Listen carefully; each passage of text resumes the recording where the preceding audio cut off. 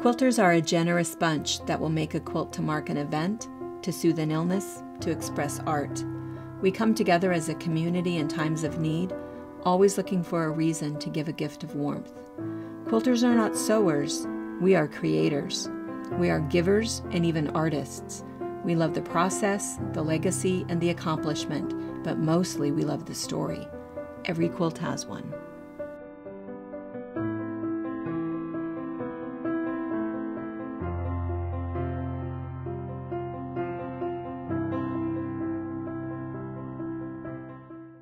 All right.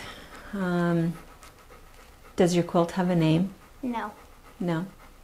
Why did you make the quilt? To win a sewing contest. Sewing contest. When did you make it? Fall, December. December of last year? Yes. And how old were you then? 6. How old are you now? 7. Did you win? Yes. And what are you sewing right now?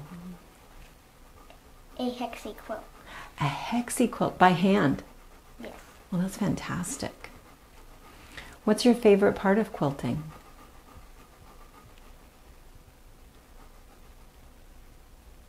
Sewing it all together.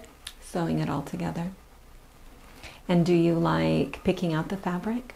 Yes. What's your favorite color? Pink. Pink. What's your favorite part of this quilt? The embroidery. Oh, that's very nice. Up on the edge. I like that. All right. How many quilts have you made? 1 or 2. And then you've sewn quite a few other projects. What are some of the other things that you've sewn?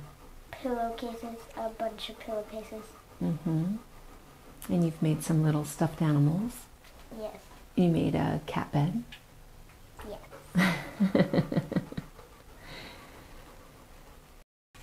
So tell us, how did this quilt go together? You cut all of those little squares and sewed those little squares together?